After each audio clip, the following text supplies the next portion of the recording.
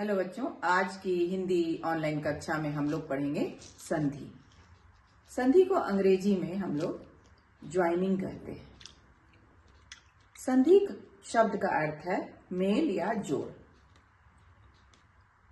आइए देखते हैं। संधि शब्द का अर्थ है मेल।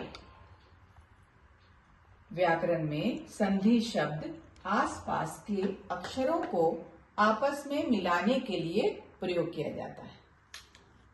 जैसे देखिए उदाहरण के रूप में विद्या जोड़ आलय, विद्यालय, गण जोड़ ईश, गणेश, इति जोड़ आदि इत्यादि। तो अब किन किन वर्णों के मेल से कौन कौन से वर्ण आ रहे हैं? विद्या में देखिए आ, विद्या में आ हो गया, आलय में भी आ, दोनों वर्ण है, दोनों के मिलकर के आ बनेंगे विद्यालय। ठीक है।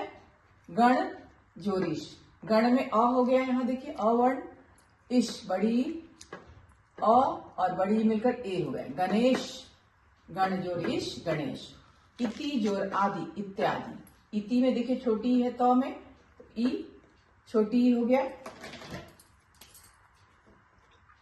छोटी की मात्रा छोटी है यहाँ पे।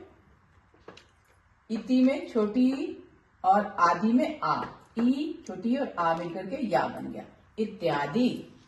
ठीक है।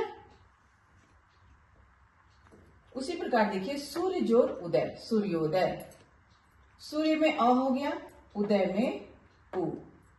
पुस्तक जोड़ आलय, पुस्तकालय, पुस्तक में अ वर्ण और आलय आ, आलय में आ, शुरू में ही आ हो गया, पुस्तकालय आ हो गया।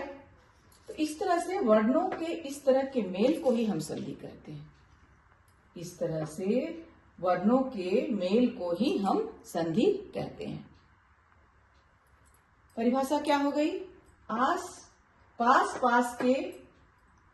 पास के वर्णों के परस्पर मेल से जो विकार या परिवर्तन उत्पन्न होता है वह संधि कहलाता है।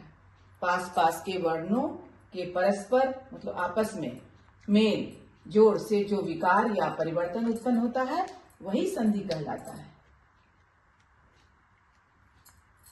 तो उम्मीद है आप लोग संधि जरूर समझ गए होंगे।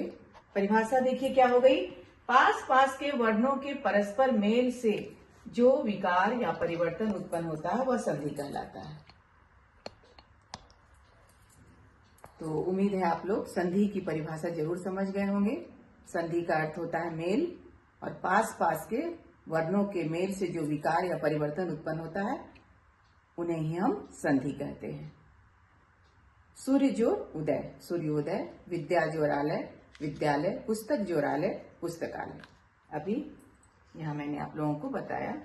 गण जोड़ ईश, गणेश, इति जोड़ आदि इत्यादि। बहुत सारे उदाहरण हैं। तो संधि तो आप लोग समझ गए होंगे। अब हम लोग पढ़ेंगे संधि के भेद। संधि के कितने भेद हैं? संधि के निम्नलिखित 3 भेद हैं। कौन कौन से? स्वर संधि, व्यंजन संधि और विसर्ग संधि। ये 3 भेद हैं संधि के। सबसे पहले हम लोग स्वर संधि पढ़ेंगे, फिर व्यंजन संधि, फिर विसर्ग संधि। और संधि के बहुत सारे नियम भी हैं, स्वर संधि, व्यंजन संधि और विसर्ग संधि में। तो हम लोग एक एक करके अगली वीडियो में पढ़ेंगे। अगली कक्षा में हम लोग स्वर संधि पढ़ेंगे, फिर व्यंजन संधि, फिर विसर्ग संधि। तो उम्मीद है आज आप लोग संधि की परिभाषा और भेद समझ गए होंगे। संधि किसे कहते हैं और इसके कितने भेद हैं। यदि मेरा वीडियो अच्छा लग रहा होगा तो कृपया लाइक, सब्सक्राइब एवं शेयर जरूर कर दीजिएगा, ताकि मेरे आगे आने वाले वीडियो का नोटिफिकेशन आप लोगों को मिलता रहे। धन्यवाद।